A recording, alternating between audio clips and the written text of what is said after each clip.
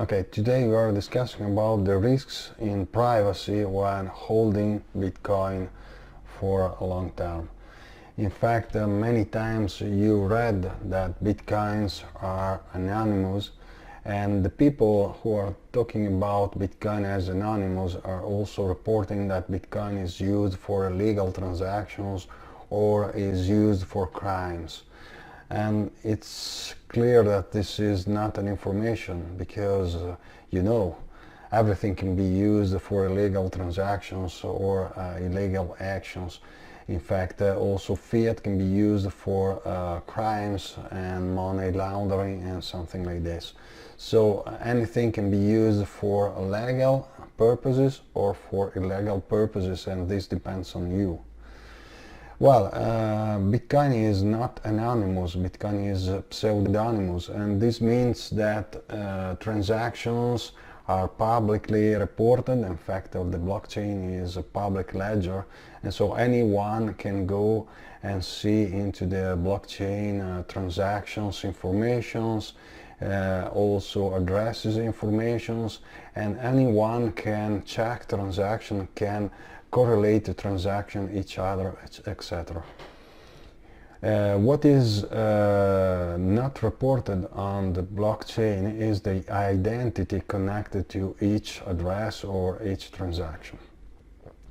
So it's clear that you have to be very careful with your privacy, because many times, for example, you purchase from a KYC exchanger, and you are providing to this exchanger your ID card, your address, and your personal informations.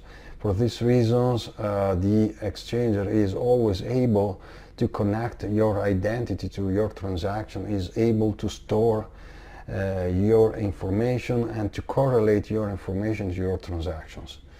Moreover, when you execute a withdraw transaction, and then this transaction is obviously connected and correlated to your ID, and the KYC knows this information.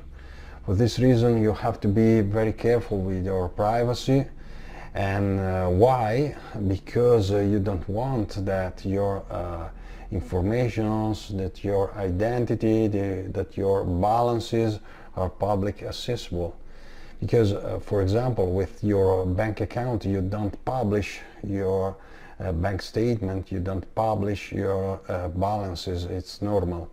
For the same reason, you want to be in privacy also with your Bitcoin. So it's obvious that it's better to purchase Bitcoin in cash whenever the seller is not asking for your ID and your documents. So when it's possible, purchasing in cash is better. Or you can also, if you are a professional working in any field, you can also invoice and get payments in Bitcoin. This is a good way to get Bitcoin for your work, for example. And okay, if you have no other ways to get Bitcoin, you have to use an exchanger, and the exchanger is a KYC exchanger in the most of cases.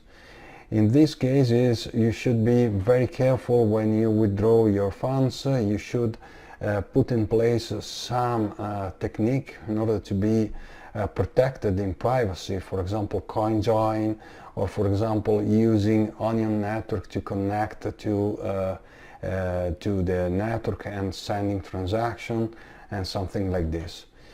Here in the description I will leave you a link, and in this link you can follow this link in order to get a document that I prepared with many information, many tips in order to have the maximum privacy when you're dealing with your Bitcoin. So at the moment, check out this document, and we will do in the next moments another video with additional information regarding privacy. Privacy is a human right. You have to be very careful with your privacy. You have to put in place everything you can in order to get your maximum privacy.